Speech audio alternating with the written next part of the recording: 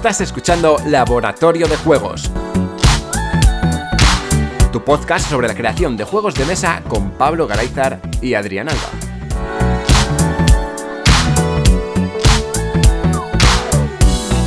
Bienvenidas y bienvenidos a un nuevo programa de Laboratorio de Juegos. Yo soy Adrián Alba y como siempre tenemos al otro lado de la línea a Pablo Garayzar. Hola, Pablo. Hola, ¿qué hay? Primer programa del año, Pablo. Volvemos después de estas navidades moviditas, ¿eh? Vamos a hacer lo mismo que con Paco, o sea, que con Pablo. O sea, lo diré. Con Pedro. Con Pedro. Todo sí que te han sentado mal todo el cava y todos los polvorones, ¿eh? Todo, sí, ya te digo. Estamos grabando antes de Navidad, ¿eh? Lo mismo. No, pero porque a luego ver, la vamos aguanta a la liar. broma un rato, tío. Joder, no, porque luego es una tensión aquí que no se puede con ella. Estamos aquí mal. No puede ser. Empezamos el nuevo año con un invitado que, aunque lo estemos grabando ahora y es recientemente, acaban de publicarse 2 de sus juegos, ya ha pasado un mes, que sigue siendo recientemente, pero ha pasado un mes aproximadamente desde que salieron a la venta estos 2 juegos, Lacrimosa y ISS 1998. Tenemos con nosotros a Ferran Renalias. Hola, Ferran. Hola, ¿qué hay? ¿Cómo vamos? Ahora que lo pienso, nunca ha estado nadie que colabore contigo en otro diseño en este programa, ¿o sí? Creo que no. Creo que has No, venido siempre en solo. otros podcasts, pero Sí, aquí pero en viene, este no. Aquí Aquí viene solitario. Dice, yo del resto reniego, yo vengo aquí yo solo. Porque lo estaba pensando hace un rato y digo, hostias, pues creo que Gerard, por ejemplo, no ha venido. Eugeni, Sí. Lloyd. Tiene aquí repertorio para exportar, pero solamente aparece él. Es la cara visible de todos esos diseños en los que participa. Ferran, estás de racha, se podría decir, con esta última temporada. Un montón de juegos publicados, otros tantos anunciados. ¿Vas a culminar la BGG tú solo? Bueno, es un plan maléfico para dominar el mundo y se tenía que empezar por los juegos de mesa y bueno, paso a paso, pero la BGG casi la tenemos y ahora invadir países y todo esto, ya lo tenemos. Vale, va poco a poco. Empieza desde un juego y luego sí. A la batalla. Correctamente. Nos dejamos de presentaciones y pasamos a lo que venimos a contar hoy. Y básicamente Ferran se ha ofrecido a hacernos el programa. Nos ha dicho, quiero grabar un programa y no tenéis que hacer nada, solamente escucharme. Y yo, encantado, eso a mí me gusta mucho. Luego seguramente ya meteremos baza, ¿eh? No trabajar, nos apuntamos. Nos apuntamos. Dice, tú estate ahí tranquilito. Yo, sí, encantado. Entonces, Ferran en los últimos diseños, no sé si quieres que contarlo tú, te lo cuento yo un poquito. Pero bueno, ha estado, digamos que ha entrado en la experiencia de hacer solitarios para los diseños de los juegos. Quizás juegos que no estaban pensados para jugar en solitario, ha empezado a hacer solitarios para ellos, quizás porque se ha solicitado para publicar el juego, porque les ha apetecido lo que sea, eso nos lo cuenta él ahora. Y gracias a todo esto, pues nos viene a contar toda su experiencia de cómo crear un solitario para un juego. Creo que es la mejor mano, ¿no?, ahora mismo para poder tener esta maestría, ¿no, Pablo? Me parece que viene un enano a enseñarnos a fabricar roboces. Exactamente, quería contar esto. Esto es un crossover entre dos cosas que ya tenéis en el programa, que es la sección de roboces y como becario del Rincón de las Mates y el día que hicimos Elfos contra Enanos para hablar de probabilidad y simulaciones, pues hoy vendría a ser un enano haciendo roboces. Sería el programa. Entonces viene también, pero a base de golpe, ¿no? También viene. Va a hacer roboces, pero los roboces a base de golpe puro. Bueno, claro, os voy a contar mi experiencia como enano, y como enano pues los golpes solo están al orden del día y bueno, básicamente haremos paso a paso y contaremos una historia que nos va a acompañar durante el programa para poder crear un modo solitario partiendo de un juego que ya has creado en modos multijugador. Y además, también aprovechando que en el Telegram del Laboratorio de Juegos está muy activo, hace un tiempo se habló del ChatGPT, que era un programa de generación de un software que te contestaba tus preguntas. Pues la historia que vamos a contar hoy, por sus virtudes y defectos, está creada con ChatGPT. Os aviso y a disfrutarla. O sea, es un detalle muy curioso. No es que no íbamos a trabajar tú y yo, Adrián, es que ni siquiera trabajamos. Yo te digo. Venga, piloto automático, dale calor. Perfecto. Vale, pues empezamos cuando quieras, Ferran. Capítulo 1. Después de años de arduo trabajo, el enano Martin por fin ha terminado su gran construcción. Ha logrado levantar una imponente torre que se eleva majestuosamente hacia el cielo. Martin ha pasado muchos años trabajando en la torre, superando todos los desafíos que se le presentaban, desde la falta de materiales hasta el mal tiempo. Nada ha sido capaz de detener su determinación. Ahora, con la torre finalmente terminada, Martin siente un gran orgullo y satisfacción. Ha logrado crear algo que durará para siempre, una verdadera obra maestra de la ingeniería enana. Con una sonrisa de satisfacción, Martin levanta su mazo y lo golpea contra la puerta de la torre, dando por inaugurada su gran creación.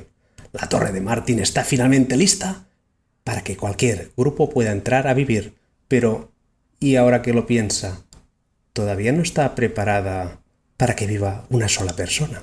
Cuidado, nunca se contempla la soledad, ¿verdad? Correcto, pues la historia que hemos contado, que va a contar la historia del enano Martin, el primer paso nos cuenta cómo Martin pues, construyó una torre. Una torre podría ser un juego que has creado.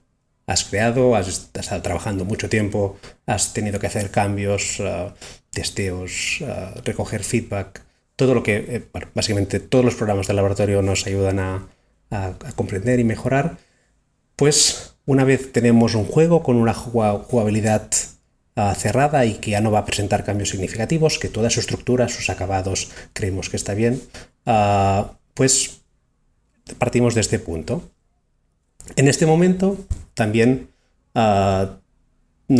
tenemos que ver las construcciones y qué piezas hay, saber las características del juego, cuál es el rango de personas que pueden jugar y si es factible analizar si este juego sería capaz de lo que has pensado para jugar varias personas, puedes hacer la síntesis y analizando la estructura, pues intentar hacerlo que juegue una sola persona.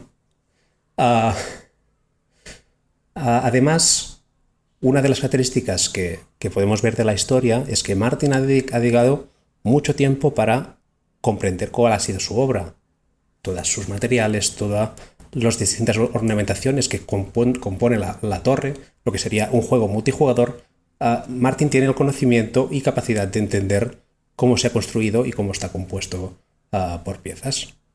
Esto sería el resumen de la historia, la versión del director de este primer fragmento de capítulo, ¿de acuerdo? Uh-huh. Esto, por ejemplo, y si os parece, también en este episodio vamos a cualquier parte de la historia, además de contar lo que hay, vamos a meter un ejemplo de, por ejemplo, el trabajo que hemos hecho con Trekking, que es el juego que estamos desarrollando con Guillem Coll, que de hecho el juego lo empezamos a crear a raíz del programa que grabamos de trabajar en equipo, que Guillem contactó conmigo para trabajar en equipo, de aquel laboratorio, o sea que este proyecto sale de aquí del laboratorio también. Pues Trekking es un juego que el multijugador de 2 a 4 personas, en el cual pues construyes mediante una gestión de cartas tus movimientos y recreas al final de la partida un GPS. Este juego terminamos de desarrollarlo hace un mes aproximadamente, con cambios finales, y teníamos una versión cerrada. Teníamos claro las características que tenía el juego, teníamos claro cuáles eran sus virtudes y principales factores de diversión, además de saber cuáles eran las cosas que a nivel de juego la persona que juega es importante que mantenga. Y este sería la primera parte de tener un juego cerrado, tener analizado y tener comprendido su estructura de funcionamiento. Muy bien. Pues si os parece, seguimos la historia. Muy bien. Claro. Capítulo 2. Capítulo 2. Martin se da cuenta de que la torre está diseñada para ser extremadamente resistente. Sus gruesas paredes de piedra están reforzadas con barras de acero y están cubiertas de capas de revestimiento de cemento para protegerlas de la humedad y el deterioro. También se da cuenta de que la torre tiene una serie de ventanas de cristal reforzado que permiten la entrada de luz natural y le ofrecen una excelente vista de paisaje circundante. Además, la torre está diseñada para ser extremadamente versátil. Cuenta con una serie de habitaciones y espacios abiertos que se pueden adaptar a diferentes usos, desde una sala de reuniones hasta una biblioteca o un taller. También tiene una serie de escaleras y pasillos que permiten a sus ocupantes moverse libremente por todas las partes de la torre. En resumen, Martin está muy satisfecho con la torre que ha construido. Es una estructura imponente, resistente y versátil, que será un orgullo para su pueblo y una fuente de inspiración para generaciones futuras. Con una sonrisa de satisfacción, Martin vuelve a levantar su mazo y lo golpea contra la puerta de la torre, inaugurando de nuevo su gran obra maestra. No le vale solamente una vez, ¿eh? Dice, yo lo inauguro varias veces. Todas las veces que haga falta. Aquí se mezclan dos cosas. Primera, Martin es un entusiasta Sí. y el chat GP tiene ciertos elementos que repite constantemente. Bueno, ahí ha estado la mano de Ferran luego para cortar y decir, bueno, esto igual Sí. no vale. Me encanta porque según lo vas contando, veo las similitudes. O sea, esta historia me la estás contando en otro ámbito, sin saber que me estás hablando del diseño de un juego, y digo, pues muy bien. Pero voy pensando en ello y es que, ostras, no sé si esto ya ha sido un poquito mano de Ferran o ha sido todo GP, pero tiene mucho símil, ¿eh? Bueno, se ha intentado. Vamos a comentar el comentario de esta parte del segundo capítulo. ¿Qué hemos visto que ha hecho Martin? Pues ha estado contemplando su gran obra. Ha estado, lo que comentamos antes, de contemplar sus materiales, sus características, todos los factores que la hacen única. En el caso de un juego, pues, y centrándonos más en los análisis que nos va a ayudar para hacer un juego en solitario, pues, de las cosas que hago en mi turno, cuando yo elijo alguna cosa, ¿cuáles las que aportan alguna cosa? O ya sea, bueno, en mi turno respecto a los otros o los otros respecto a mi turno. Puede ser que haya algo en mi turno que genere interacción, o puede ser que haya algo en mi turno que los componentes que están en el juego ciclen, se muevan en el tablero, no se queden estáticos y hagan que haya cierta variación constante que me ayude a tener un ritmo de juego adecuado. Este es el análisis que haríamos en un juego. Vamos a concentrarnos en pocas cosas que sean importantes, analizando cuando una persona hace algo, en qué forma interviene a nivel de interacción o a nivel de movimiento de componentes. Y luego analizar también, por otro lado, de las partes de un turno, cuáles son las cosas que no comportan nada de esto, que simplemente es tener puntos o hacer puntuaciones que te sirvan para ganar la partida, pero que sería una parte más solitaria o independiente del resto de personas. Con estos dos análisis y en línea lo que ha hecho Martin, lo que puedes hacer es analizar y sintetizar qué cosas se deben mantener en un turno que va a desarrollar el automa, el solitario, y qué partes, aunque sean parte del juego, no aportarán nada en un modo solitario, desgranando el grano de la paja y segmentando el modo en dos partes, una para tirar y otra para reaprovechar. Finalmente, también en este caso, pues sería definir la dureza que quieres del juego. El juego base, la torre de Martin, ya tiene unas características varias y seguramente si viven una familia de 4 personas o vive una familia solo, será de la misma tipología, que le gustará el mismo tipo de edificios, haciendo el símil. En este caso también debes definir si el solitario que quieres crear tiene que tener la dureza similar que el juego base, o quizás piensas, pues es un juego, el modo solitario va a ser un juego más de nicho y quizás le voy a dar un poco más de dureza porque va a ser la gente que compre el juego normal quizás no lo va a utilizar. Y este sería el resumen del capítulo 2. Si queréis comentar alguna cosa adicional o si no os planteo también el símil con lo que hicimos con Trekking. Yo iba a decirte que realmente esos son todos los puntos a tener en cuenta en los solitarios, sobre todo cuando hemos hablado otras veces de crear un modo solitario, o cuando hemos hablado de juegos que ya tienen el solitario. Lo cierto es que es eso, ¿no? Es el solitario, por lo general, lo que debe hacer es suplantar todo aquello que una persona física no puede hacer durante la partida para dar una experiencia de juego similar. Hay muchas veces que tenemos un nuevo juego dentro de ese solitario que hace que se vaya mucho de lo que es el juego multijugador, pero hay que destacar que que de lo que estamos hablando hoy, o de lo que nos está contando Ferran hoy, pues estamos hablando de un solitario para suplantar a una persona, ¿no? Ese es el punto. Creo que es importante porque ambos solitarios pueden tener cabida en el mercado. Personalmente, creo que si el juego tiene que ofrecer una experiencia, estoy con Ferran con su modo de buscar este modo solitario, y quiero que me cuentes más del trekking, porque yo me estoy apuntando todo para los futuros solitarios. Bueno, pues en trekking, cuando con Guillem tuvimos cerrado el modo estándar, pues básicamente analizamos el juego y vimos qué características aportan interacción o ciclado y qué características no, y las intentamos como mínimo tener en cuenta para el siguiente capítulo que vamos a contar. Las características de interacción básicamente es que hay un tablero con animales que a medida que una persona hace la observación de un animal con sus prismáticos, el animal se escapa y desaparece y no está disponible por el resto. Por lo tanto, hay una especie de carrera a fin de luchar por los animales que puedes ver en el tablero mientras te vas moviendo. Este es un factor que el solitario debe recrear esta sensación de carrera o de molestar un poco y que no tengas vía libre. Además, también hay unos costes variables según la tipología de desplazamiento. Hay tres colores de movimiento que puedes utilizar y hay cierta variabilidad en los costes que pueden ser según la carta superior de un mazo. Lo que hace también el solitario debería ayudar también a ciclar estas cartas del mazo para recrear también lo que pasaría en una situación real, y el tema posicional o del momento de espero que esta persona mueva para que me reduzca el coste, pues intentar recrear estas sensaciones. Estos fueron los dos aspectos básicos que contamos.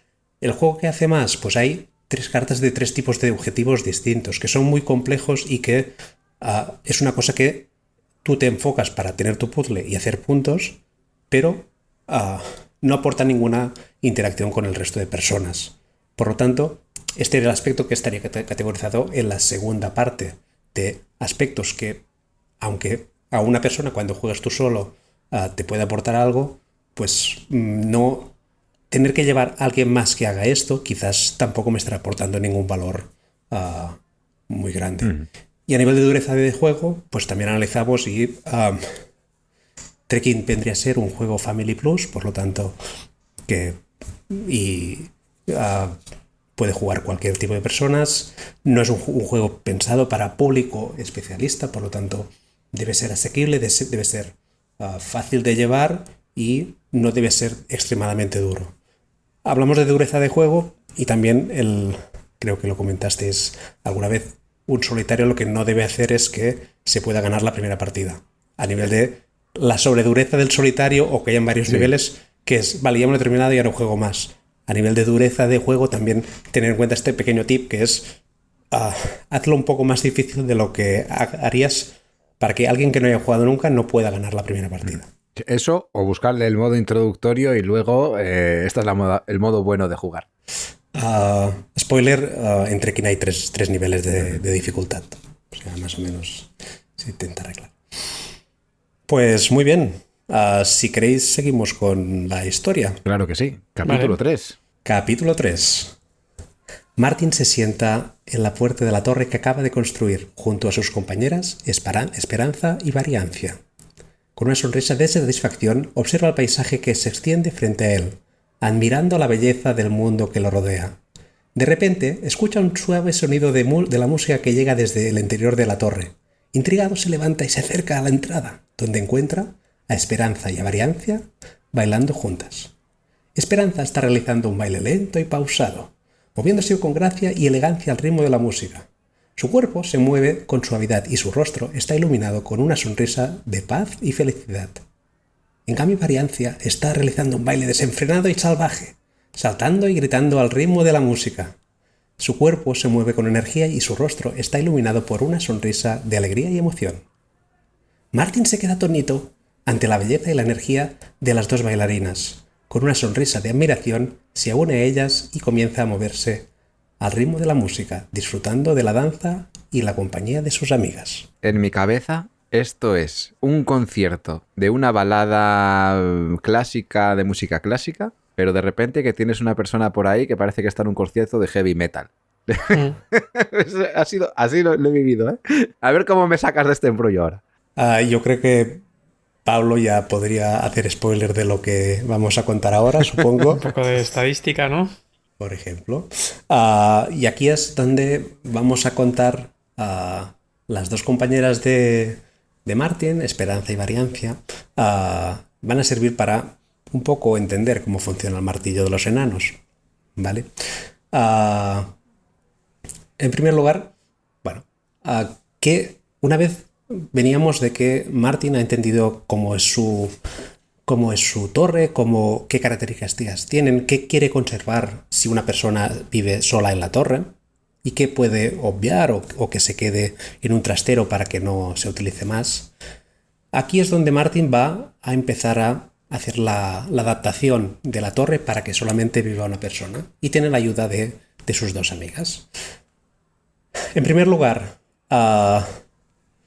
tienes lo que en mi método de generación es un automa, un solitario. Hay varias visiones y Pablo ya las contó casi todas. Mi focalización es un solitario que tenga siempre un sistema de generación de aleatoriedad, que no pueda ser previsible, que yo no pueda calcular, porque yo estoy jugando solo, es una arma de doble filo, no hay entreturno porque es mi turno y ya está, pues yo podría calcularlo todo. A mí me gusta que los solitarios como mínimo tengan incerteza de que no puedas controlar lo que vendrá después. Por lo tanto, el primer foco es tengo las principales cosas que quiero mantener del juego. Puedo definir un sistema que me genere azar con estas características de interacción que quiero aportar al juego. Determinar cómo se haría. Por ejemplo, pues puedes hacer un mazo de cartas donde sacas una carta y cada carta te dé eventos distintos. Puedes saber cuál es la carta que vendrá. En principio no, porque hay varias cartas que están en el mazo. Puedes llegar a contar las cartas que se han girado y sabes que no saldrán, pero más allá no tienes el control total. Pues, por ejemplo, un sistema de eventos podría ser o bien una baraja o de cartas o un dado. Yo no utilizo dados, pero podría utilizarse perfectamente cualquier sistema que haya. Y con esto lo que haces es determinar cuál será el motor que el automa va a utilizar. Ahora, si os parece, cruzo el ejemplo con Trekking. Lo que hicimos con Trekking fue un sistema en el cual, de forma aleatoria, se hacía un puzzle entre el anverso y el reverso de la carta y se determinaba qué animales se veían en cada turno, que dependía del puzzle cómo se formaba, pudiéndose observar de 0 a 3 animales según el azar que pusiera, y no tenías ni control de qué saldría ni podrías contarlo. Y con esto había una figura que determinaba lo cerca o lejos del toque, del meeple de la persona que está jugando, de dónde vas a coger este animal. Estas son las dos características que habrían. Vale. Con esto de aquí habríamos determinado un sistema de aleatoriedad, de cómo generamos un evento de forma, a mi entender, fácil y rápida y sin más complicación. El segundo paso que queríamos, y aquí es donde intervendrían las amigas de Martin, hablamos de que la esperanza se movía muy suavemente, muy pausadamente. Esperanza viene a representar el concepto de esperanza matemática, que vendría a ser cuál es el valor promedio esperado que vas a obtener. ¿Qué nos interesa? Si vamos a jugar un juego que hay un elemento que estamos utilizando, en este caso de Trekking, el número de animales que va el automa cogiendo con este sistema de azar que estás creando, el concepto de esperanza es poder determinar en promedio cuántos animales va a haber de cada tipo, para ver de forma la foto de si no pasase nada, esto más o menos sería lo que cogería. Pero tenemos otra amiga de Martin, que es variancia. La variancia, o que puede ser la desviación estándar o la volatilidad en conceptos estadísticos, Lo que te mide es el movimiento, el ruido que tienes respecto a la esperanza. Si tienes un valor promedio esperado de 5, por ejemplo, la variancia te determina si se puede mover mucho o poco de este valor. Calculando estos dos valores, ¿por qué sirven? ¿O cuál es la explicación o razonamiento de qué me pueden aportar en la generación de un mazo?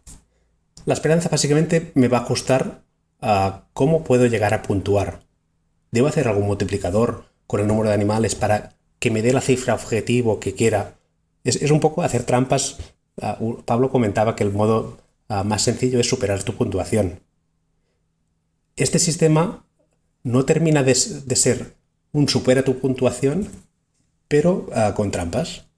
Básicamente, tú has calculado de forma estadística cuál sería la puntuación esperada que va a hacer calculando la esperanza y asignándole alguna formulación. Puede ser la puntuación estándar o en algunos casos, como en Trekking, lo que hicimos es multiplicar por 2 el valor de los animales para quitar otros elementos de puntuación. ¿Vale? Pues la esperanza te marca cuál es el valor objetivo y lo que es la variancia te marca cuál de distintas pueden ser las partidas de una a otra. ¿Cuál va a ser la dependencia del azar respecto a la experiencia lúdica? ¿Cómo puede ser que ganes o pierdas en función del azar? Si la variancia es poca, seguramente el resultado que vas a obtener va a ser muy cercano de la media, va a ser muy cercano al número que es enfocado como benchmark, como punto de anclaje de la dificultad deseada. Si la variancia es muy grande, puede ser que partidas que puntúen mucho más o puntúen mucho menos. Esto ya directamente es una decisión de diseñador de cómo quieras que la puntuación del automa sea más o menos volátil. ¿Vale? Y todo esto, que en la historia son dos amigas que bailan, tenemos que definir otra cosa, ¿qué significa el baile? Y el baile es una simulación Monte Carlo. Simulación Monte Carlo, pues básicamente tener la capacidad sería fácil pasar algún ejemplo en Excel con una simulación Monte Carlo de lo que sea, de cómo se haría y cómo se podría calcular la varianza y la esperanza, pero al fin y al cabo debes tener un motor que te permita, o bien mediante artes élficos, con teoría, pero como hoy va de Martin, que es un enano, pues esto lo vamos a obviar directamente y vamos a ir a lo que es real y es significativo y interesante, que es las artes enanas. Un simulador que te permita simular qué pasaría en múltiples partidas con el sistema de puntuación que has hecho y con el sistema de aleatorios, la puntuación que daría el automa, suponiendo que tampoco nada de lo que haces tú interviene en su puntuación. Haciendo esto, ¿qué tienes? Pues estadísticos, tienes el valor medio y tienes la desviación. Y la desviación, que sería lo que te pintaría en estadística, lo que sería una campana de Gauss, que habría más dispersión o menos dispersión, te va a marcar lo distintas que van a ser las partidas y la sensación de cuál de importante es el azar en el desarrollo de mi partida y haber ganado o haber perdido. Si quieres un juego que no puedes decir qué mala suerte, aquí he perdido porque el automa ha tenido mucha suerte. Pues si quieres que ocurra esto, puedes convivir con una variancia que sea grande. Si quieres que sea muy determinista y que las decisiones de quien juegue sean totalmente determinantes, debes hacer que haya muy poca variación. Que el resultado final del automa, aunque haya azar o lo que sea, no varíe de forma significativa. ¿Vale? Y ya está. La canción que se ha cantado en la historia, pues esto del Monte Carlo, se produce directamente la canción sería el símbolo de el mazo de cartas de automa que has creado, que baila al ritmo de la simulación y que te produce todo esto para incorporar los resultados finales. O sea que tenemos dos palancas, ¿no? Para ir modificando nuestros automas. Eso traducido a diseño, o sea, ¿cómo podemos cambiar la varianza? ¿Cómo podemos cambiar la esperanza? ¿Algún tip así más, algún consejo más, pues mete más cosas, haz más no sé qué, haz que el mazo que estás utilizando, tú antes has dicho, yo no uso dados, ¿por qué no los usas? Ese tipo de cosas. O si los usaras, ¿qué tipo de tiradas harías? En lugar de hacer una tirada única igual de un dado de 20, pues igual dices, no, yo prefiero usar 3 dados de D6 y así voy a intentar pues paliar ciertas cosas frente a otras. No sé, ¿nos podrías comentar alguna cosilla en torno a esto? Esto ya es más de opinión personal que Sí, de tus gustos. diseño de programas. Yo los dados tienen una distribución que se puede calcular de forma élfica totalmente. Ujú. Los elfos malos, pero y a nivel de combinatoria se puede hacer el cálculo perfectamente. Tiene propiedades la generación de aleatorios con dados que a mí personalmente no me gustan especialmente. Una es la falta de memoria. Una tirada de un dado es independiente a la tirada anterior. Por lo tanto, no me aporta ninguna información adicional una tirada de un momento a otra. Ujú. La otra cosa es que es un sistema que por sí solo deberías meterle formulaciones para hacer más interesante. Evidentemente puedes hacer sistemas de varias tiradas de dados y que se sumen, en las cuales normalmente la desviación es inferior. Tirar varios dados es menos volátil, hay menos variancia que la tirada de un solo dado. Un solo dado puedes tirar de 1 a 6 y todos serán equiprobables. En todas las tiradas las 6 caras serán igual de probables. La suma de 2 dados, por ejemplo, que sería el ejemplo básico que hay en el Catán, empieza a crear una campana de Gauss. Ya el 7 es el más probable y a medida que nos alejamos del 7 hacia el 12 o hacia el 2, pues la probabilidad va disminuyendo, pasando de una sexta parte a una 36ª parte en los extremos. Y esta es la distribución que te da. Te da tiradas así, pero para tirar varios dados, una baraja de cartas te puede dar una estructura y una distribución de probabilidades casi tan rica como tirada de varios dados, pero más sencillo y más barato de producir. Y que además le puedes añadir más elementos a la carta que te puedan servir para otras cosas. Correcto. Que en una tirada de 2 podrías hacer, de la tirada esta, te vas a buscar una tabla que haces no sé qué. Se puede hacer el mismo sistema y al final es una generación de un aleatorio. Pero por limpieza y claridad, tú puedes hacer el diseño de tus aleatorios, lo plasmas en una carta y el mantenimiento en sí lo puedes simplificar a la mínima expresión, porque el diseño de la usabilidad que hemos hablado otras veces de los aleatorios aplicados en la carta y cómo afectan en el juego, tú puedes hacerlos de tal forma que quien esté en el jugando no tenga que pensar en nada de ello, porque haces la carta y ya te lo he preparado para que sea como un programa de como un software en analógico, pero que te sirva lo mismo, que no tengas que hacer nada al respecto.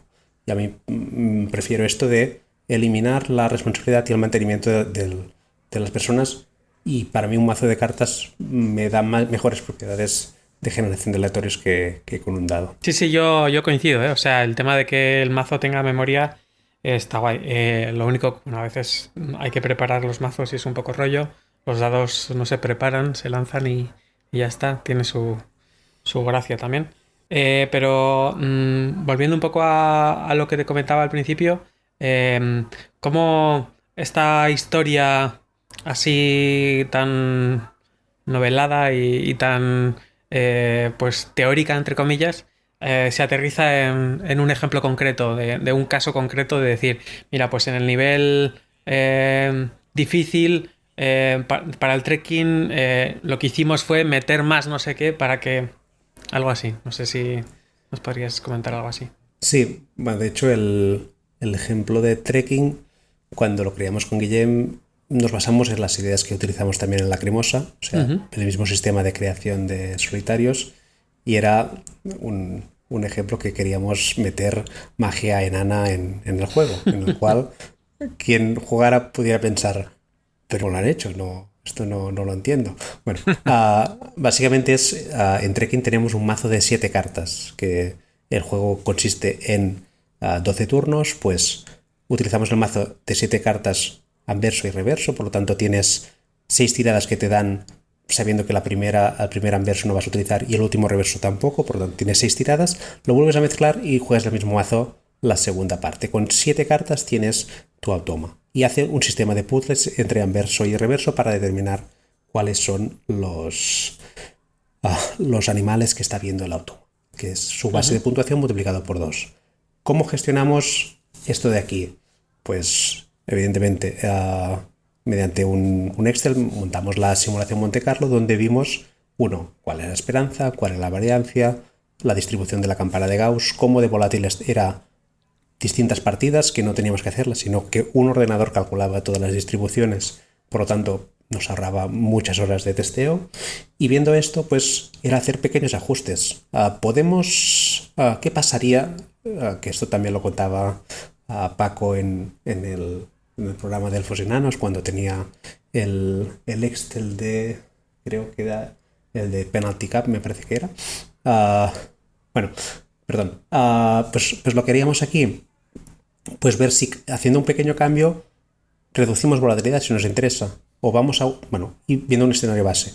¿Qué hicimos para calibrar niveles? Pues a partir del escenario base, que será el modo normal, intentamos cambiar una carta para aumentar la dificultad. ¿Cómo debemos cambiar cierta carta para dar más valor y más probabilidad de que cojan animales, para aumentar la probabilidad, la esperanza de la distribución de este Monte Carlo, y a poder ser no aumentar la variancia, mantener el mismo grado de incertidumbre en el resultado final que pueda tener el automa. Del mismo modo, lo que hicimos es, pues la carta más mala la vamos a mejorar por algo mucho más bueno, y para el modo fácil es la carta más buena la vamos a empeorar para algo peor. Con esto pues haríamos el modo fácil y miramos la distribución, que la esperanza sea menor de la que tenía el modo normal, intentando que la variancia pues esté más o menos de forma similar. Y nada más que esto sería. Pero con esto tenemos un mazo de 9 cartas que nos da 3 niveles de solitario. Sería la idea. Muy bien aprovechado. Sí que es bastante más barato. Bastante fácil aprovechar gran parte de ese mazo para la parte que se solapan de fácil, intermedio y difícil, y luego sumar un poco por abajo o por arriba para modular, ¿no? El tema de hacer diferentes niveles en un solitario también es muy interesante, porque hay gente que necesita un solitario para aprender a jugar y hay gente que necesita un solitario para seguir jugando cuando la gente ya no quiere jugar más. Y son dos casos de uso totalmente diferentes. Entonces... O cuando la gente no quiere jugar más, o cuando la gente no quiere jugar con él directamente. O sea... Claro. Más contigo. O nunca. O sea, es como cuando dices, bueno, ¿jugamos una séptima partida?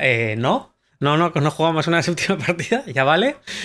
Bueno, pues ahí es cuando tú te vas a una esquina y dices, pues me voy a montar mi propia partida. Con casino y con automas.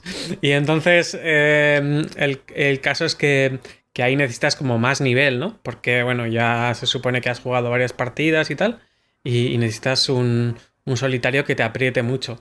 Pero si es ese solitario único que ofreces, pues la gente que igual dice, todavía no he conseguido montar una mesa para poder jugar este juego y tal y cual, pero quiero saber qué sensaciones da, cómo carbura y tal, te pones un solitario que no te deja respirar y dices, este juego es imposible. O sea, no me parece que esté bien diseñado o tal, ¿no? Entonces, esas dos velocidades al menos tienen que estar. Y si luego además pues tenemos una más intermedia, pues mejor que mejor, ¿no? A mí esto me está recordando mucho al diseño que tengo de 1909 Expedición Groenlandia, que es un juego cooperativo con diferentes niveles de dificultad. Se puede jugar en solitario también. Y me he visto obligado a crear un modo de juego más sencillo, porque lo que yo consideraba sencillo de inicio, que era la dificultad estándar, pues a la gente que no había jugado nunca decía, es que esto es demasiado duro. Tengo que ajustar para esas primeras partidas por lo menos, o esa primera partida para que aprendas a jugar, ajustarte una dificultad que sea el paseíto. Yo le llamo el paseíto. Sí, eso que ha dicho antes Ferran, de que el solitario ganarle la primera partida pues es un poco anticlimático, estoy de acuerdo, pero bueno, también puede ser que sea un paseo por el campo, ¿sabes? O sea, yo por ejemplo el Robinson Crusoe, que es un juego súper difícil, dices, bueno, pues vamos a jugar una partida para aprender las mecánicas y nos lo vamos a poner a tope de fácil. No hay tormentas, no hay no sé qué, patatín, patatán. O sea, dices, no ganar sería, pues no sé, que estamos jugando con los codos, estamos siendo Mm, idiotas, pero es un poco la sensación de decir, bueno, vale, he ganado, pero he ganado en el modo mi pequeño pony, claro. ¿sabes? Entonces no es una victoria real contra el automa. Y eso yo creo que sí que puede estar. Por ejemplo, en Moon, que es un juego bastante durito de explicar, pues siempre digo, mira, configúrate para la primera partida esto y vas a ganar seguro. O sea, te va a sobrar energía por todos lados, entonces es casi seguro que vas a ganar. Y yo quiero que la gente gane la primera partida de Moon para que quiera seguir jugando.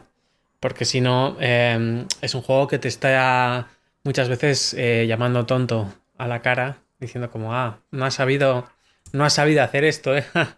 qué, qué pocas luces, ¿no? Y cuando lo que quiero es todo lo contrario, ¿no? Que la gente al jugarlo se sienta inteligente. Y entonces, bueno, eso, en el automa, si hay un modo también, modo paseo, como dice Adrián, pues yo creo que también puede estar bien. Ahora, si hay que elegir entre un modo paseo y un automa que me apriete, o sea, si solamente tengo esas dos opciones, pues prefiero el que me aprieta, claro, porque el Obviamente. otro solamente te vale para la primera partida. Yo para poner un par de ejemplos más, aparte de estos juegos, también diseñamos con Aloy Pujadas el solitario de Take a Seat y con Mm, Gerard Sensi diseñamos el solitario del 1998 ISS. Y las premisas que tuvimos aquí fue un único nivel. En el Ujú. ISS, nuestro planteamiento, y es lo que comentamos antes de define la dureza que quieres. Para nosotros ISS es un juego que es un euro ligero medio a nuestra escala, uh, que no va a entrar todo el mundo, por lo tanto es un público que le va a gustar más juegos a nivel euro, por lo tanto hay un bias más o menos de público que ya va a sentarse a jugar el juego. Y además gente que juegue, que además se enfrente al automa, pues va a ser menor. En este caso decidimos meter un nivel que fuera Puñetero. infernal no, pero complicaete. Que odiaras Mm. el robot ruso Fedor, que es el automa que hay, pues desde que te acordarás de su madre en algunas ocasiones, perdón la expresión, pero... Y esta fue una decisión, es no vamos a meter distintos niveles porque con uno difícil ya vale. Y con el Take a Seat, pues basamos básicamente de queremos un sistema que sea súper sencillo de hacer. Jugamos también el sistema de doble cartas y es una regla de puntuación que se parecería a nivel de esta que comentamos de trekking, en el cual la puntuación de una única de los tres sistemas de puntuación solamente te centras en uno y lo multiplicas por cuatro. Te centras en la parte de interacción, de una lucha por mayorías que hay, y del resto de cosas que te olvidas, que tú tienes tu puzzle y esto, pues fuera. Pero la parte que es importante es o vigilas las mayorías o te va a machacar. Y es un poco distinto, pero aquí solamente pusimos un nivel. ¿Por qué? Porque no queríamos complicar más las reglas, ni meter demasiadas excepciones, ni más allá de una cosa simple que fuera eficiente, rápida y fácil de jugar. Y aquí, bueno, el análisis de qué quieres en el solitario también te determinará decisiones que tendrás en el diseño o complicación o lo más complejo, elaborado o lo que sea que te va a dar el diseño del automa en cuestión. Me ha pasado parecido al diseñar el automa de Novel Run. Quise hacer que fuera un poquitín puñetero y lo conseguí, pero luego hay gente que ya le ha pillado un poco las cosquillas a Pello, al automa, y entonces pues gana casi siempre, ¿no? Y me han escrito diciendo, oye, ¿no podrías dar una vueltita a la definición del automa para que hubiera más cosas y tal? Y bueno, sí, supongo que lo haré cuando saque un rato, pero bueno, la idea no era esa, ¿no? La idea era que se pudiera jugar en solitario un poco para conocer las cartas, para, pues lo que decíamos antes, ¿no? Cuando tienes el juego y no tienes con quién jugarlo, pues que se pueda jugar, o cuando pues quieres perfeccionar un poco tus estrategias, viendo qué motores de cartas funcionan mejor o peor o lo que sea, tal, pues tener un sparring ahí donde foguearte un poco, pero tampoco queríamos que el juego se orbitara en torno al automa, sino que es un juego que es una carrera y que es una carrera entre personas, ¿no? Entonces, bueno, pues sí, supongo que Cuando tenga tiempo y ganas, haré algún retoquecito al automa para meterle más o menos chicha o algún tipo de escenario diferente o lo que sea. Pero sí que es verdad que hay veces que el automa que creas lo creas para un público bastante concreto, que es un público que te imaginas, como dice Ferran. La gente que compra el 98, perdón, lo que quiere es 1 euro, pues con su girito, y que apriete un poquitín, y encima, si voy a jugar en solitario, pues quiero igual un poco más. No va a ser como, bueno, pues se lo voy a poner a mi hija y a mi hijo de 8 años, este juego para explicarles cómo funciona la Estación Internacional Espacial, ¿no? No me imagino ese escenario, ¿no? En Design Thinking, en estudios de diseño de productos, se suele hablar de personas, ¿no? ¿Qué personas has pensado antes de hacer cualquier cosa? Decir, bueno, pues ¿cuál es tu público, ¿no? Pero no es un público genérico, sino que es un público al que le tienes que dar un nombre, le tienes que dar una edad, le tienes que dar unos gustos, o sea, tienes que aterrizar mucho la persona a la que vas a dirigir el producto que vas a desarrollar, para que luego poder decir, no, mira, a Monse no le gustaría este juego, porque no tiene esto, no tiene esto otro, no tiene tal. Y yo qué sé, a Pedro sí, porque parece que tiene esto. Dices, ¿para quién estamos diseñando? ¿Para Pedro o para Monse? No, para los dos. Bueno, pues entonces tendremos que cambiar un poco el enfoque, ¿no? Y es un poco lo que ha hecho Ferran y lo que hice yo también con el Novel Run. Es decir, pienso en una persona y le hago un solitario a esa persona. Si luego me he equivocado en la persona que he definido como público objetivo de ese automa o de ese robot, pues tendré problemas a la hora de intentar venderlo, entre comillas. Pero muchas veces lo que ocurre es que estos modos solitario son complementos a un juego que parte de otra realidad. Entonces, pues también hay que decidir dónde ponemos la raya, ¿no? Si queremos hacer un juego en solitario desde el principio, pues por supuesto que igual hay que darle muchos más matices, pero si es un añadido a otra cosa, pues lo podemos dejar así. Incluso también podemos dejar a la comunidad de gente que juega nuestro juego que le dé una vueltita, ¿no? Que eso también es bastante interesante, bastante bonito.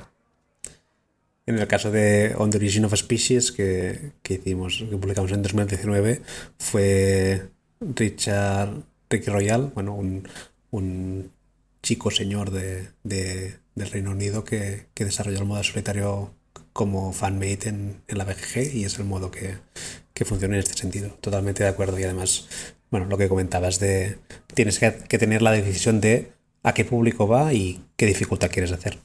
Y con esto es tu decisión, no hay cosa buena o mala, sino simplemente es acorde con lo que has decidido en este caso, que quieres que sea el producto. Bueno, pasamos al capítulo 4. Capítulo 4. Martin se encuentra sentado en una mesa en la torre que acaba de construir, examinando los planos iniciales que ha dibujado para su obra maestra. Con una sonrisa de satisfacción, repasa cada uno de los componentes de la torre, asegurándose de que todo está en su lugar y que se ajusta a sus diseños. Mientras revisa los planos, Martin escucha el repiqueteo de un martillo enano que proviene de algún lugar cercano. Sin duda, alguno de sus compañeros está trabajando en otra parte de la torre, asegurándose de que todo está en perfecto estado. Martin se siente muy satisfecho de su trabajo. Después de años de arduo esfuerzo y muchas horas de trabajo, ha logrado construir una torre imponente y hermosa que será un orgullo para su pueblo y una fuente de inspiración para generaciones futuras. Con una sonrisa de satisfacción, Martin cierra los planos y se levanta de la mesa. Con un fuerte golpe de su mazo, da por inaugurada nuevamente su torre y se une a sus compañeras en el repiqueteo del martillo enano, trabajando juntos para asegurarse de que su gran obra maestra sea un éxito total. Qué buen símil con el trabajo en equipo, ¿eh? En este caso, hablamos de Martin, hablamos de que ha concluido la obra. Martin quizás ha terminado de pensar cuáles serían las distribuciones del modo solitario, cómo funciona, pero al final habrá un punto que será intangible a lo que habrás podido hacer si tú lo desarrollas individualmente o con equipo o lo que sea, que necesitas testearlo con otra gente. Puedes, con el conocimiento de las amigas de Martin, que es Esperanza y Variancia, entender cómo funciona la distribución, cuáles los posibles resultados, cómo se mueven, pero al final y al cabo va a ser una torre que va a vivir gente. Es una torre que la gente tendrá que ir y disfrutar de ella. Y básicamente, por mucho que sea a tu agrado lo que hay en la torre, debes ver qué sensaciones produce cuando alguien va a vivir en ella. ¿Qué vengo a decir? Pues evidentemente la parte de testeo, pero no de testeo y con este método en el cual el arte enano con el martillo ha permitido ya saber si numéricamente funcionan las cosas, porque ya tienes unas evidencias claras, pero lo que no te puede hacer Monte Carlo es detallar las sensaciones que produce el juego. Tú has hecho unas distribución y has hecho un flujo de juego y unas mecánicas que permiten que un juego pues tenga ciertas sensaciones. Y, por ejemplo, lo que miramos en el caso del trekking o en varias cosas es el sentimiento de injusticia, de si el azar que produce el juego es demasiado grande o no, si ha ganado por suerte o no ha ganado por suerte, si esto resulta molesto, si en algún momento se ha sentido frustrado o en algún momento ha sentido de que el juego le deja demasiada libertad y que no aprieta demasiado. Esto en una simulación lo puedes hacer, pero creo que la experiencia de juego, la experiencia lúdica, hay un factor más emocional que hay detrás y que se tiene que testear con gente real, que el martillo enano pues no es perfecto y no lo engloba todo. Tampoco los elfos lo pueden solucionar, porque es interacción con personas que tampoco los elfos lo solucionan, para dejarlo claro. Pero básicamente prueba el juego con gente y no con esta metodología, no para ver si está balanceado o no, sino para ver qué sensaciones produce y si las sensaciones son adecuadas con lo que querías que el juego te provoque. Una vez que te pueden dar sensaciones, pues puedes volver al capítulo 3, de volver a cambiar cartas, ajustar cosas, ver que la distribución sea lo que sea y ver si realmente las sensaciones que querías que el juego te provocase, pues se mantienen o no. Y aquí sería también la frase de prioriza las sensaciones a las matemáticas. Al fin y al cabo, Martin es un bruto, tiene un martillo y lo hace trabajar, pero su objetivo no es tener un martillo que sea la bomba. Su objetivo es hacer una torre muy guay. Por lo tanto, la priorización de todo el sistema matemático que hay detrás tiene que trabajar para que la sensación final del juego sea la adecuada y sea correcta y sea buena, desde mi punto de vista, ¿eh? Y sería el segundo punto que englobaría este capítulo 4. Muy de acuerdo con que las sensaciones es lo más importante dentro del juego. De hecho, lo hemos dicho 1000 veces en el laboratorio, que lo que hay que buscar es las partes divertidas y potenciarlas.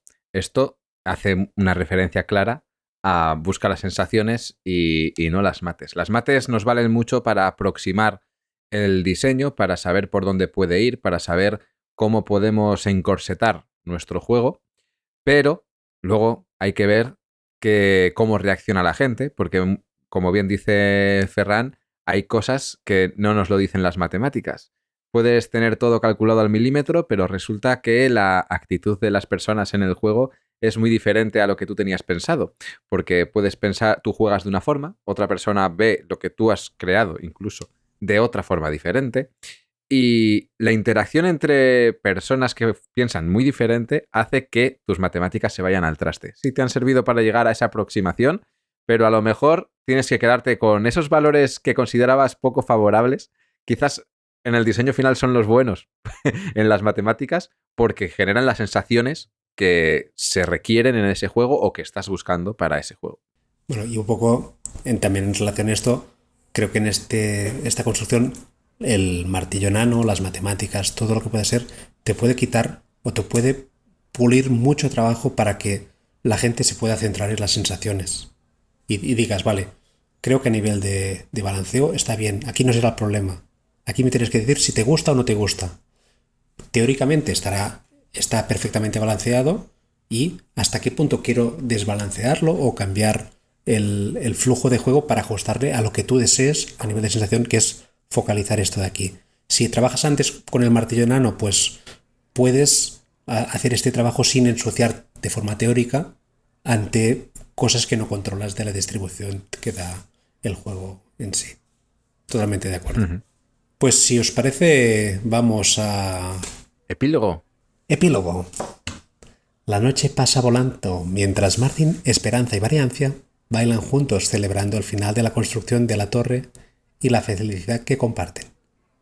Cuando finalmente se agota la música y las bailarinas se detienen, Martin siente una gran gratitud y alegría por tener a sus compañeras a su lado. Juntos son un equipo invencible. Y hasta aquí la historia de Martin y la construcción de su torre. Relatos cortos para dormir bien, Pablo. Tenemos. Esto yo lo veo, ¿eh? Un librito pequeñito, estilo cuento infantil, para luego sacarle todas estas analogías que le hemos sacado a la historia. Me encanta. Creo que la historia ha sido muy... Me sale en inglés, approach. Aproximada o sea, la historia ha sido muy aproximada a lo que es realmente el diseño. Al principio, cuando me decías que ibas a contar una historia, digo, a ver cómo va el símil, ¿eh? A ver cómo va el símil, si se va a desviar o no. Pero lo cierto es que todo el rato le he estado viendo la similitud y me ha encantado. En cuanto a diseños, yo me llevo la libreta llena para cuando me ponga a hacer solitarios, que alguno no tenía previsto, pero ahora me lo estoy planteando. Creo que después de este programa me voy a plantear un par de cosillas. A ver qué salen. Lo probaré. Igual nada, igual va para el cajón. Pero oye, me ha dado la motivación. Yo me quedo con el tema de que, bueno, con unas pocas cartas se pueden hacer muchas cosas. Uh-huh. Luego también intentar aprovechar los solapes de componentes para diferenciarte un poco por arriba y por abajo para hacer diferentes niveles de complejidad o de dificultad. Luego, por ejemplo, me ha gustado mucho lo que ha comentado Ferran del Take a Seat, de decir, bueno, ¿dónde está la interacción? La interacción está en las mayorías. El resto de personas jugando tienen mucho lío haciendo otras cosas, pero el automa no tiene por qué liarse en eso. Es decir, no va tanto a ganar la partida por hacer muchas cosas diferentes, sino que igual te dice, no, es que como te descuides en el tema de las mayorías, yo tengo un por 4 aquí que te crujo, ¿no? Y ese es un poco también la gracia, ¿no? Si a los Roll and Write, que se les critica mucho de ser muchas veces multisolitarios o con muy poca interacción y tal, si el automa también va a su bola y te va generando cosas y ya está, pues sí que te queda esa sensación, ¿no? Pero si de repente dices, no, ¿dónde está la interacción en este juego? No, pues están las mayorías, vale, pues voy a meterle un por 2, por 3, por 4, por lo que haga falta en esas mayorías para que te fijes un poco en qué es lo que está haciendo la otra persona o el robot en este caso, ¿no? Y eso también es importante. O sea, decía muchas veces David en el grupo de Telegram de un robot lo que tiene que hacer es trampas, porque cuantas más trampas haga, más fácil va a ser de gestionar y luego al final tú lo que quieres, juegas contra el juego realmente. Pues como cuando juegas en un cooperativo tipo Pandemic o lo que sea, estás jugando contra el tablero, como quien dice, ¿no? Pero claro, ahí no hay una sensación de pelea, ¿no? De combate, de pugna entre varias cosas. Y eso también es algo muy, muy interesante que genera muy buenas sensaciones. Entonces, así como decíamos, busca la diversión y potenciala, en un diseño de automa, quizá también otra clave de diseño es busca la pugna entre jugadores y trata de replicarla de alguna forma, potenciarla de alguna forma por parte del robot, ¿no? Y ahí pues también tienes otra clave de diseño. Yo creo que esa es una de las perlas que nos ha dejado Ferran y que, bueno, a mí, dentro de las cosas, de los apuntes que saco del programa de hoy, pues esas 3 cosas creo que me vienen de maravilla. Ferran asiente con la cabeza, pero no dice nada. Entonces, como es en audio, yo retransmito lo que pasa. Dice, exacto, muy de acuerdo. Eso Va es, diciendo, era. exacto, muy de acuerdo. Eso es todo lo que hemos contado. Está muy bien que Ferran esté de acuerdo consigo mismo, que es porque... O sea, la coherencia va un poco de eso, está muy bien. Exacto. Bueno, creo que ha quedado un programa muy cerrado en cuanto a diseño de un automa. Creo que complementa muy bien otros programas en los que hemos hablado de estos automas, en Roboces. ¿Roboces, Pablo, va solamente de automas o también evolucionará algo más? Pues no sé, ahora con ChatGPT ya tenemos roboces en la vida real, así que igual podemos hablar también de ese tipo de cosas. En principio de automas todavía quedan cosas por contar, pero e incluso también mucho, como dice Ferran, de traer ejemplos concretos de diferentes personas que han diseñado automas desde posturas diferentes, ¿no? O con objetivos diferentes, ¿no? Se puede hacer eso. Un Roboces llega a el camino del diseño y viceversa, ¿no? Pero quedan algunas cosas de teoría, entre comillas, que contar. Y luego, pues todo lo que es generación automática de cosas es un mundo abierto, ¿no? La generación procedural de lo que sea en juegos de rol, por ejemplo, pues se usa bastante. En juegos de rol en solitario es obligatorio prácticamente. Y bueno, yo creo que algunas cosillas de ahí también vamos a poder ir trayendo a la sección. Así que bueno, hay roboces para rato, yo creo. Pues vamos a ir cerrando el programa de hoy. Muchas gracias, Ferran, por traernos contenido de esta calidad al programa. Te esperamos en el futuro con más temas, que sé que tienes cosas en el tintero que seguro que nos quieres contar. Además, Pablo, no le hemos hecho ni entrevista ni nada respecto a sus juegos recién llegados. Es que tendríamos que dedicar una sección también. Nos cuenta siempre cosas, pero luego lo que viene siendo la entrevista concreta del juego no se la hacemos, somos lo peor. Eso con Ferran, ya te digo, tendríamos que hacer el mes de Ferran. El mes de Ferran. Es enero, Ferran, marzo, algo así, ¿no? Porque cada año saca 5 o 6 juegos, no sé, está complicado hacer esa entrevista tipo con la que empezó el podcast, pero sí, si algún día estás de promoción, pues vienes y nos lo cuentas.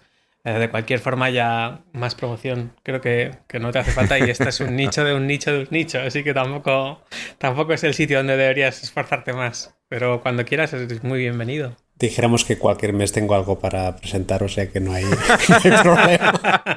O sea, tengo cosillas bien, pero... Es como la Semana Fantástica del Corte Inglés, los 15 días de no sé qué, tal, o sea... Podríamos tener cada mes una semana de Ferran contando cosas de un nuevo diseño, ¿verdad? Pues el diseño de este mes ha sido este. Pero bueno, yo el programa ya os lo he dicho varias veces, que desde inicio que lo he escuchado y soy un oyente más y contento de poder estar aquí escuchando y colaborando con alguna sección o una colaboración puntual, que todo bien. Que si queréis contar cosas de mis juegos, pues bien, pero que encantado de estar aquí como colaborador. Ya tiene la etiqueta puesta. Es el becario de las mates. No sé si becario, la etiqueta está puesta. Luego, digamos que por los sueldos que manejamos en el laboratorio, pues el becario y el no becario van de la mano, más o menos. Bueno, viendo el novato que tiene el programa, pues también me parece bien. Vale, ¿no? Sí. Pues nos queda casi medio año para esta temporada. Espero que hayáis tenido unas buenas vacaciones de Navidad. Quien haya tenido vacaciones de Navidad. Yo no, por ejemplo, yo no he tenido vacaciones. A mí me toca currar todos los días. Entonces, al resto, espero que estéis súper bien y que empecéis este año con muchas ganas de hacer nuevos diseños y motivados con programas como este que os animen a crear más y más juegos y diseños cada día. Muchas gracias, Ferran, por pasarte por el laboratorio. Gracias, Pablo, como siempre. Nos vemos en el siguiente programa de Laboratorio de Juegos. Hasta luego. Adiós. Adiós. Puedes seguirnos en las redes sociales, Instagram y Twitter, laboratorio_POD. También puedes escucharnos en YouTube, iVoox, Spotify y Google Podcast, Laboratorio de Juegos.